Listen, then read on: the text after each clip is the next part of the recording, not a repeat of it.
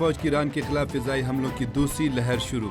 امریکی central command کے مطابق حملوں کی دوسری لہر میں ایران کی ان فوجی صلاحیتوں کو نشانہ بنایا جا رہا ہے جو آبنائے ہرمز سے گزرنے والے بحری جہازوں کے لیے خطرہ سمجھی جاتی ہیں۔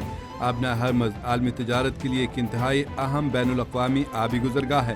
کارروائی کا مقصد وہاں بحری آمد و رفت کے تحفظ کو یقینی بنانا ہے۔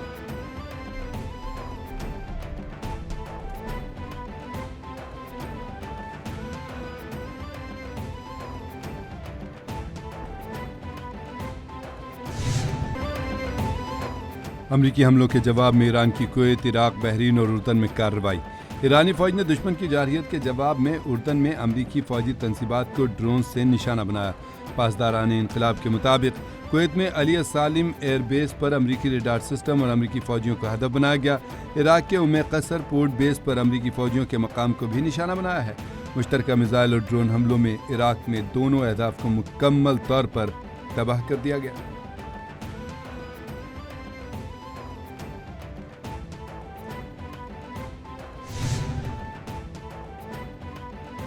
چاہ بہار سمیت ایران کے مختلف شہروں میں دھماکے۔ ایرانی میڈیا نے تصدیق کر دی، کہا کہ ایران کے شہر چاہ بہار میں یک کے بعد دیگرے 3 دھماکوں کی آوازیں سنی۔ امریکی میزائلوں نے چاہ بہار میں واقع بحری نگرانی کے ٹاور کو نشانہ بنایا۔ ٹاور سمندری سیکیورٹی اور ماہی گیروں کی تلاش اور ریسکیو کارروائیوں کے لیے استعمال کیا جاتا تھا۔ عراق کی سرحد کے قریب واقع ایرانی شہر اہواز میں دھماکوں کی آوازیں بھی سنی گئیں۔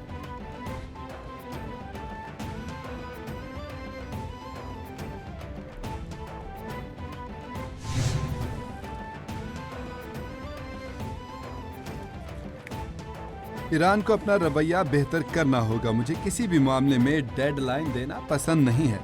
امریکی صدر نے پینسلوانیا میں امریکی آرمی وار کالج میں منعقدہ ڈیفنس اینڈ انوویشن سمٹ میں شرکت کے دوران گفتگو کرتے ہوئے کہا کہ ایرانی رہنما ملاقات کرنا چاہتے ہیں، وہ معاملہ طے کرنا چاہتے ہیں۔ ہم دیکھیں گے کہ ان کے ساتھ کوئی سمجھوتا کرتے ہیں یا نہیں۔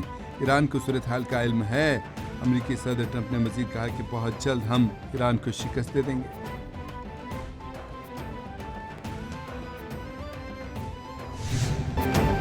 اسرائیل امریکہ میں عوامی رائے کی جنگ ہار رہا ہے، یہ واضح حقیقت ہے۔ اسرائیل امریکی سیاست پر اثر انداز ہونے کی کوشش کرتا ہے۔ جے ڈی وینس کا پوڈ کاسٹ میں انٹرویو، کہا کہ اسرائیل امریکہ کا قریبی اتحادی ہے، لیکن اسرائیل امریکی عوام کی رائے حاصل کرنے کے معاملے میں مشکلات کا سامنا کرنا پڑ رہا ہے۔ میڈیا رپورٹس کے مطابق مارچ کے ایک سروے میں امریکہ میں اسرائیل کی حمایت میں نمایاں کمی دیکھنے میں آئی تھی۔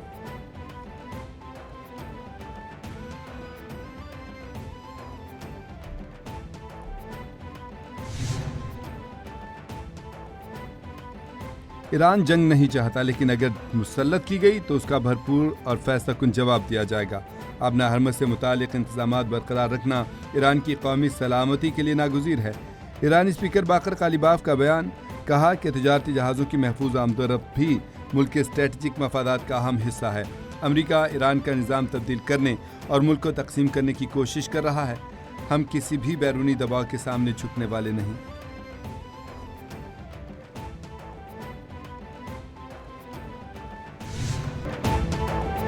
فتنۃ الہندوستان کے خلاف پاک فوج، AFC بلوچستان اور پولیس کا مشترکہ آپریشن شوبان کامیابی سے جاری۔ تازہ کارروائیوں کے دوران مزید 3 خارجیوں کو ہلاک کر دیا گیا۔ سیکیورٹی ذرائع کے مطابق کارروائیوں کے نتیجے میں خارجی دہشت گردوں کو بھاری نقصان کا سامنا۔ دہشت گردوں کے ٹھکانوں کو کامیابی سے نشانہ بنایا گیا۔ آپریشن میں اب تک 88 خارج ہلاک ہو گئے۔ 5 جولائی سے اب تک 126 خارجیوں کو جہنم واصل کیا جا چکا ہے۔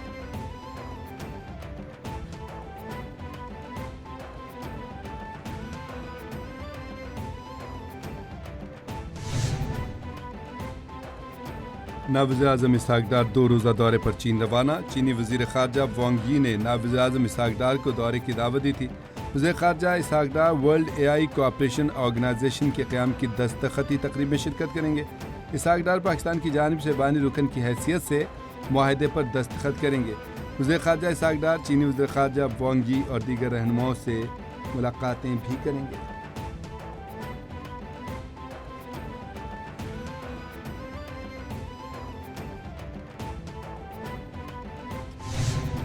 کوٹ اور مری میں گرین بسز کا لانچ ہے اور صرف پنجاب کا نہیں، یہ پاکستان کی تاریخ کا سب سے بڑا پبلک ٹرانسپورٹ سسٹم ہے اور پھر وہ الیکٹرک پبلک ٹرانسپورٹ سسٹم ہے۔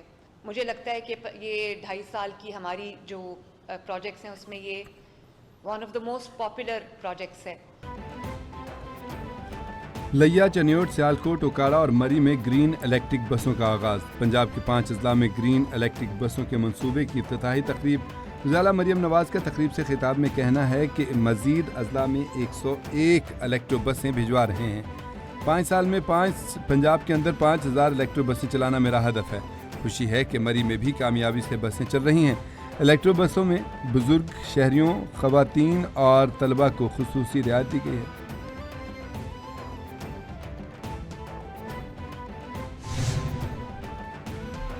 वज़ीर-ए-आज़म मोहम्मद शहबाज शरीफ ने जानवरों की शिनाख्त के जदीद सिस्टम का इफ्तिताह कर दिया। तकरीब से खिताब में कहा कि तरक्की के लिए विफाक और सूबों ने मिलकर लंबा सफ़र तय करना है। हमें अब बातों से निकलकर अमल की तरफ तेज़ी से आगे बढ़ना है। हमारे किसान दिन रात मेहनत करके मुल्क की तरक्की में हिस्सा डाल रहे हैं। जदीद टेक्नोलॉजी न होने से हम लाइव स्टॉक में दूसरे ममालिक से पीछे रह गए। दूसरी जानिब वज़ीर-ए-आज़म की ज़ेर सदारत एहबियार जायज़ा इजलास हुआ। वज़ीर-ए-आज़म शहबाज शरीफ ने कहा कि रवां साल मुआशी तरक्की और कारोबारी सरगर्मियों के फ़रोग़ का साल है। वज़ीर-ए-आज़म का एहबियार को कारोबारी तबके के साथ ताउन और मसाइल जल्द अज जल्द हल करने का हुक्म।